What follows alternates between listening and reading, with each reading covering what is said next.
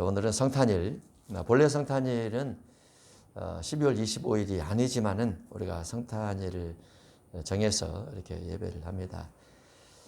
신약 구약은 날짜와 절기가 아주 중요합니다. 왜냐하면은 날짜 절기 속에 속죄가 들어있고 구약의 모든 절기 속에 신약에 나타날 예수 그리스도에 대한 모형들이 들어있기 때문에 아주 중요합니다. 구약에는 성탄절이 없습니다. 예수님이 구약에 오지 않았기 때문에 신약에 예수님께서 오셔서 성탄절을 우리가 보내게 되는데, 성경 전체적으로는 생일날 어느 사람의 날짜가 기록이 돼서 몇 월 며칠 생일이다 이건 없습니다. 왜냐하면 하나님께서 구약에 모세 시체를 감추어둔 이유가 모세 시체, 모세의 율법을 중심하지 않고 모세 시체를 가지고 우상화시킬 것을 염려하셔서 감췄다 이렇게 생각합니다. 아브라함과 이삭, 야곱도 마찬가지죠. 예수님의 탄생일도 성경 속에 감춰져 있습니다. 주님께서 감췄다고 봅니다. 왜냐하면 탄생일 자체가 우상이 될까 봐 감췄다고 봅니다. 예수님의 성탄일의 의미는 우리에게 명확하게 다가와야 되죠. 성탄의 의미가 무엇인가? 세례 요한이 마태 3장에서 예수님에 대해서 하나님의 아들이고 내 뒤에 오신 그분은 나보다 능력이 훨씬 많다라고 여러 번 강조를 하셨습니다. 그 예수님께서 오셔서 세례 요한이 그에게 세례를 베풉니다. 예수님은 그 전에 본 적은 없지만은 예수님에 대한 확고한 하나님 아들 되심, 확고한 능력이심, 확고한 임마누엘 되심을 세례 요한이 믿고 그에게 세례를 베풀게 되죠. 그런데 세례 요한이 복음을 증거를 하다가 옥에 갇히게 됩니다. 육신의 두려움이 다가왔겠죠. 죽음에 대한 두려움이 다가왔을 겁니다. 세례 요한의 제자들도 세례 요한을 향해서 예수님 스승께서 말씀하신 그분께서 저쪽에서 세례를 베푸시고 여러 가지 일들을 하시는데 그분이 스승님에 대해서 정치적으로 풀어주기 위한 여러 가지 노력들을 전혀 하지 않습니다. 이제 며칠 후면 헤롯 왕의 생일 잔치가 있는데 그 잔치 때 혹시 스승께서 죽임을 당할지 모르는 상황에 예수님은 다른 일을 하고 계십니다. 라고 말을 했을 겁니다. 그때 세례 요한이 제자들을 예수님께 보내서 오실 그이가 당신이 오니까? 라고 묻습니다. 여기에 많은 궁금증을 갖게 합니다. 왜냐하면 세례 요한이 예수님에 대해서 그리스도라고 증명해 줄 수 있는 요단강 세례를 베풀고 본인 스스로도 그분께서 대단한 분이라고 말했음에도 불구하고 자신이 옥에 갇혔을 때 또는 죽음에 직면했을 때 예수님을 향해서 의심을 했다고 말이죠. 오실 그이가 당신이 맞습니까? 라는 의심을 했다는 거죠. 지금 우리의 믿음은 검증되지 않습니다. 우리 믿음이 확실한지, 목숨을 걸어서 주님을 섬기고 있는지 아직 검증된 것이 별로 없어요.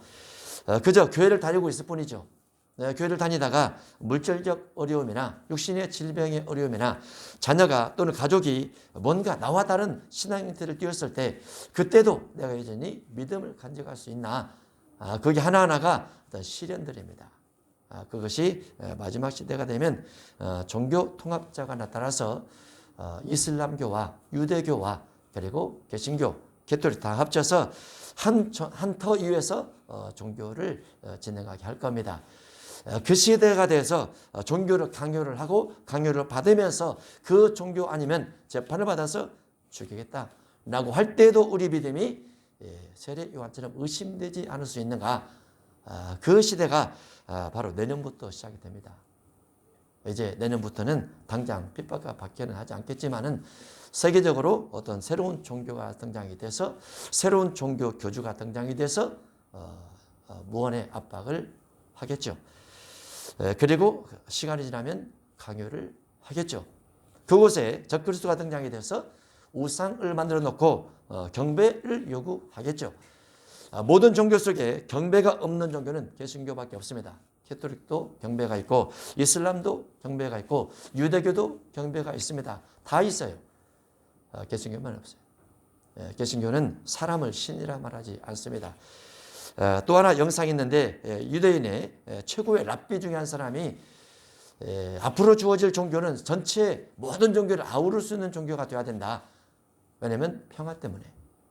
평화라는 말에 속지 마시기 바랍니다. 평화는 거짓 평화입니다. 거짓 평화, 거짓 선입니다. 오직 예수 부활하신 예수 그리스도 외에는 구원이 없어요. 이유는 부활이 있기 때문에 그렇습니다. 다른 모든 종교는 부활이 없어요. 부활이 예수 그리스도만 부활이 됐죠. 그러면 세대 요한은 오게서 왜 예수님에 대해서 오실 그이가 맞습니까라고 의심을 했을까요? 신앙의 대상이 예수 그리스도 중심으로 가야 되는데 신앙이 자기가 육신의 어려움에 처하다 보니까 예수님을 중심한 부분이 자기 중심으로 바뀌어서 그런 겁니다. 내가 곧 죽을 터인데 내가 정치적으로 박해를 받고 있는데 이 박해받는 환경에서 내가 죽어버린다면 내 이후 내 가족들은 어떻게 되는 것인가? 내 제자들은 어떻게 되는 것인가? 나는 그 부분이 예수님에 대한 가치보다 많아지다 보니까 두려움이 오게 되고 두려움이 오니까 예수님에 대해서 의심을 하게 되는 겁니다. 우리가 어떤 상황에서라도 예수님 한 분을 더 깊이 묵상을 하고 그분에게 내 마음을 깊이 두어야 됩니다. 우리가 우리의 삶, 우리의 생활, 우리의 생각, 우리의 문화, 우리의 가치, 우리의 재정, 우리의 유산, 우리의 부모, 우리의 가족, 형제 이렇게 중심에서 신앙보다 깊이 들어가 있으면 또는 내 자신의 자존심에 더 깊이 들어가 있어도 내 신앙이 주님으로 못 갑니다. 그런 훈련들을 많이 받아서 우리 마음과 우리의 생각과 우리의 기도의 모든 대상들이 우리 주님에게로 가야 돼요. 세례 요한은 의심했어요. 그 위대한 선지자가 의심을 했어요. 여자가 낳은 자 중에 최고인 사람이 의심을 했어요. 그러면 나머지 사람들이야 볼 것도 없습니다. 우리가 아직 그런 시대 아니기 때문에 우리 믿음이 훈련되지 못한 부분이 있지만은 지금은 그래도 우리가 조금 어려울지라도 믿음을 잘 간직해서 가야죠. 지금은 2010년도부터 2019년에 코로나가 생겨서 2020년에 팬데믹 발표를 하고 그 후로는 모든 것이 훈련입니다. 미래를 위한 훈련.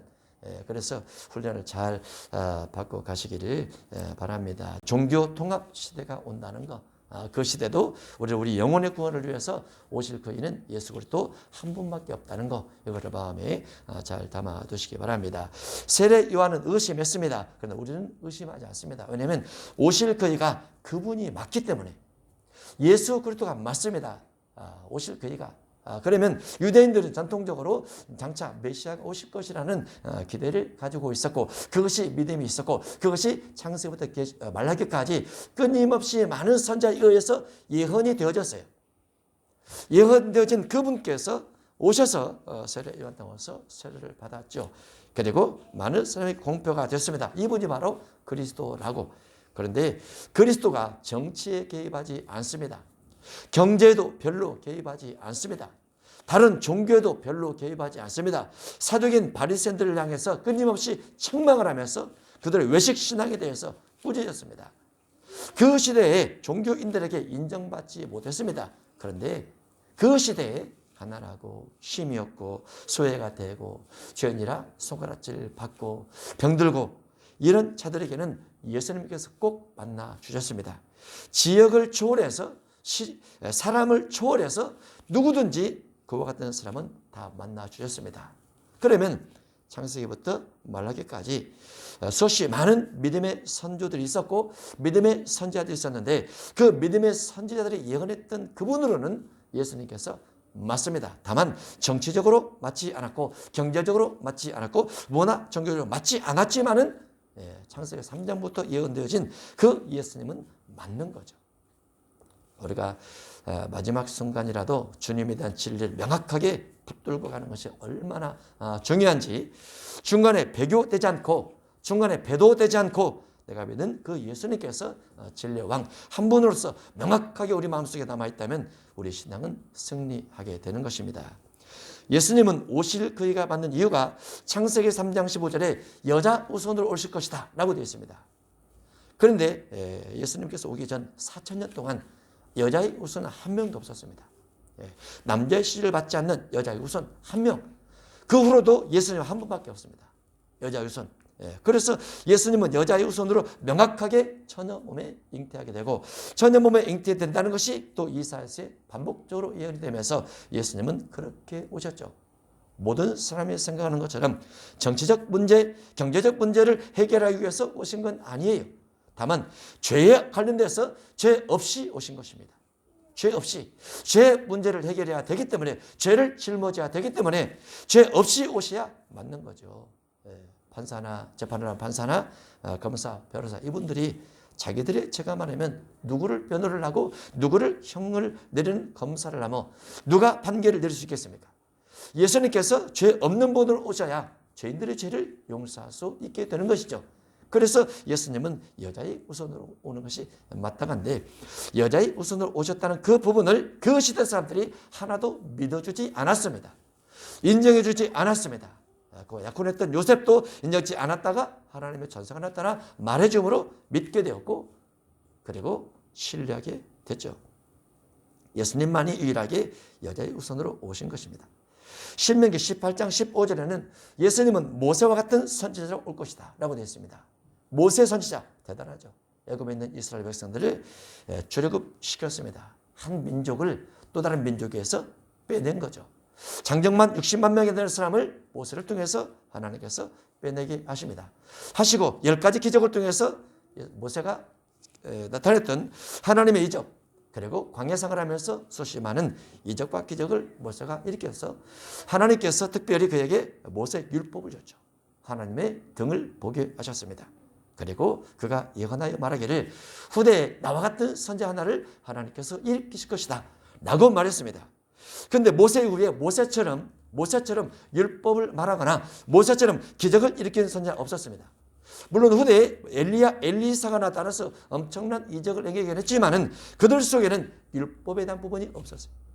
능력은 있으나 율법은 없죠. 이사야도 많은 예언을 했지만은 그 속에 능력은 없습니다. 예수님만큼 소수하기는 있었어도. 그런데 예수님은 오셔서 실제로 많은 능력을 행하기도 하고 발복산에서 예수님의 완전 율법을 가르치시는데 이 완전 율법은 하나님께서 모세에게 주신 모세 율법보다 훨씬 더 사랑이 많고 원수를 용서하고 보복하지 않고 이런 부분이 많이 기록되어 있습니다. 그래서 예수님께서 모세와 같은 선자로 오신 것도 틀림이 없죠. 세례 요한의 마음속에 창세기 3장의 여자 후손이나 신명기 18장의 모세와 같은 선자의 그와 같은 지식이 마음속에 많이 있었더라면 그 지식의 근거를 해서 비록 내가 옥에 갇혔을지라도 예수님은 하나님의 아들이 맞아 이렇게 했을 것인데 지식이 어디로 가버리고 육신의 두려움, 죽음에 대한 두려움 때문에 예수님을 향해서 오실 그이가 맞습니까? 라고 반문을 하고 있는 것이 아닌가 생각을 해봅니다.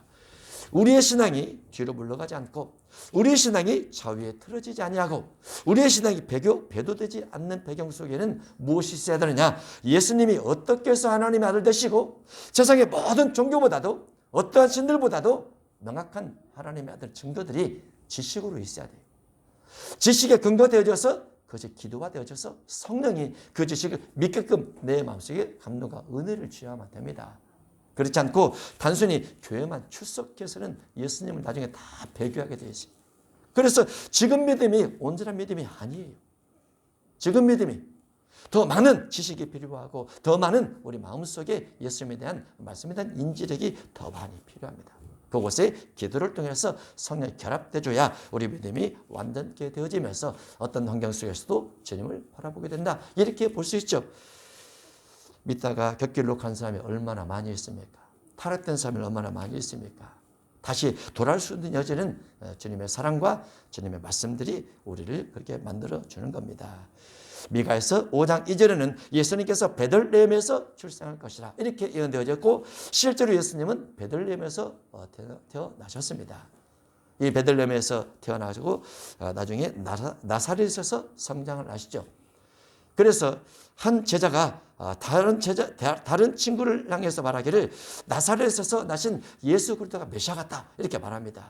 그러니까 그 제자는 나사렛에서 무슨 예리한 메시아가 나겠느냐, 그 시골 동네에서 날 수가 없지 이렇게 편말을 했다가 예수님 만나고 나서 예수님을 향해서 하나님의 아들이라고 고백을 하게 됩니다.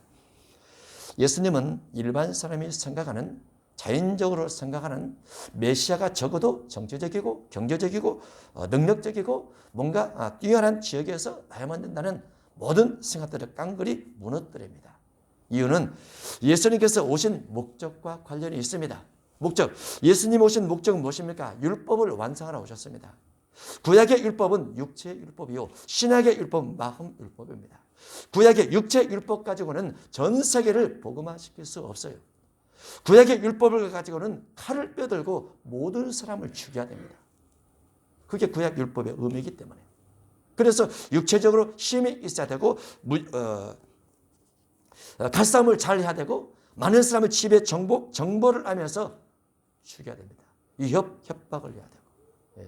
그래서 이스라엘 민족이 출애굽한 후에 가나안 땅에 들어가서 가나안 땅에 살고 있는 여러 족속들을 죽이는 겁니다.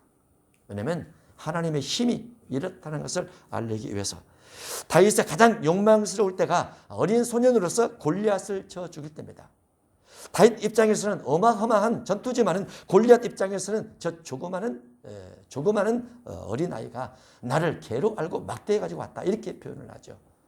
그러나 하나님은 다윗을 통해서 골리앗을 이기게 하십니다. 신약에도 누군가 용맹스러워서 물맷돌을 가지고 전 세계를 다니면서 유리창 깨고 다니고 동상 부셔들고 다니고 이렇게 할 수는 없어요. 왜냐하면 신약은 그런 법이 아니기 때문에. 신약은 사랑법입니다. 신약은 용서법입니다. 신약은 이해하는 법입니다.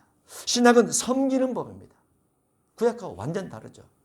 그래서 신약의 예수 그리스도를 중심한 신앙을 가진 사람들은 어떻게 하면 능력이 섬김의 능력을 받을까? 사랑하는 능력을 받을까? 용서하는 능력을 받을까? 상대방을 이해할 수 있는 능력을 받을까?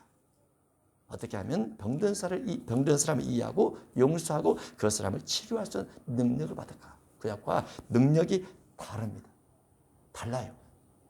그런데 신약의 삶에도 불구하고 구약처럼 누군가를 비판하고 판단하고 정지하고 공격하려고 하고 하는 믿음을 가지고 있다면 잘못된 것이죠. 누가복음 5장 32절에 보면 예수님은 죄인을 불러 회개시키러 왔다라고 되어 있습니다. 회개시키러. 예수님 안에서 모든 죄인이 용서됩니다. 왜냐하면 예수님께서 그 죄를 가지고 가기 때문에. 예수님께서 그 사람의 죄를 대신 짊어지시기 때문에.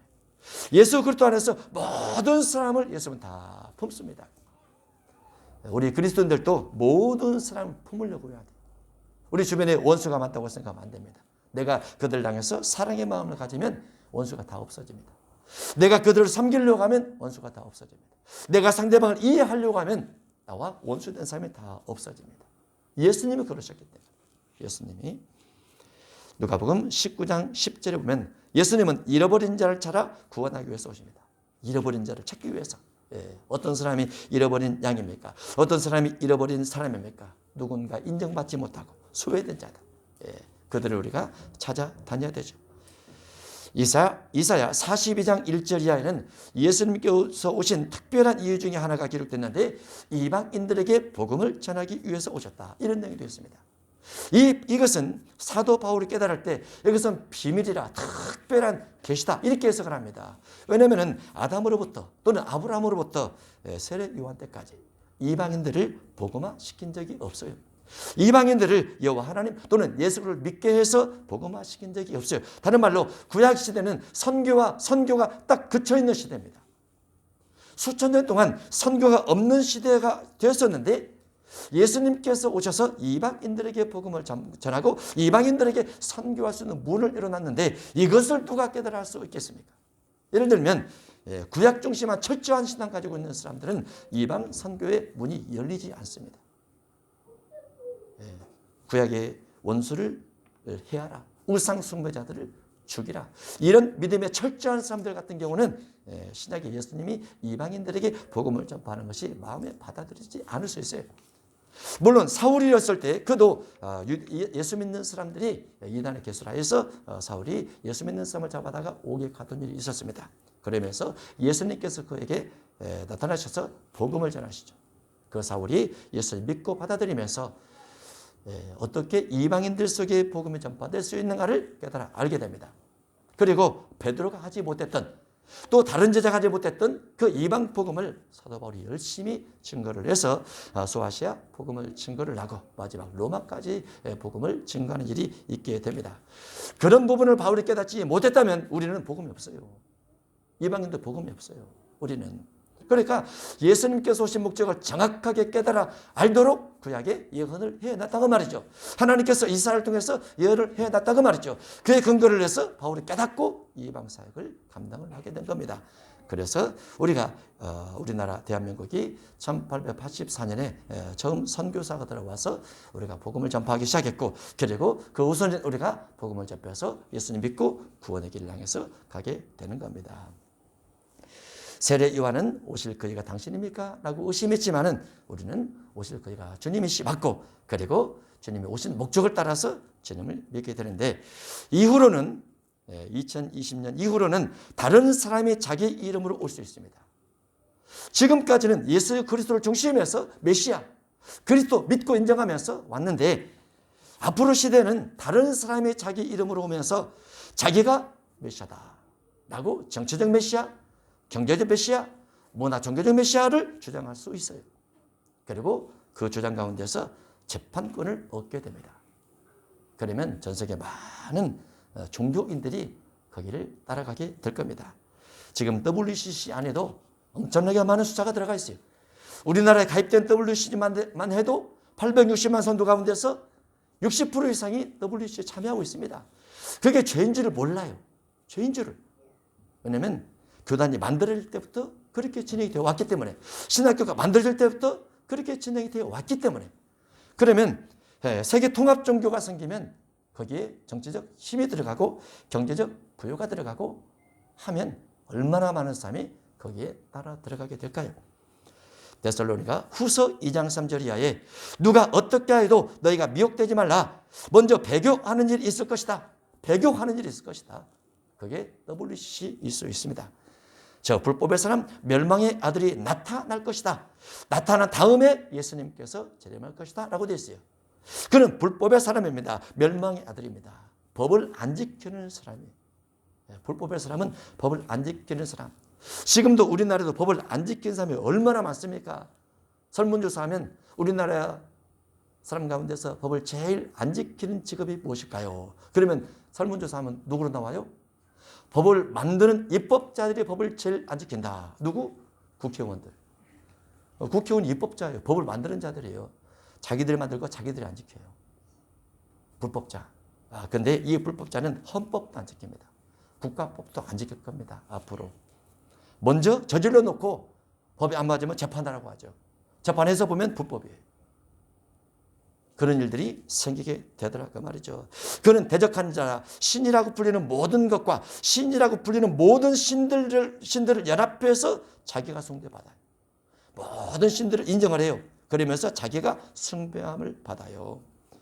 하나님의 성전한 자 자기를 하나님이라고 내세우느니라. 자기가 하나님이 됩니다.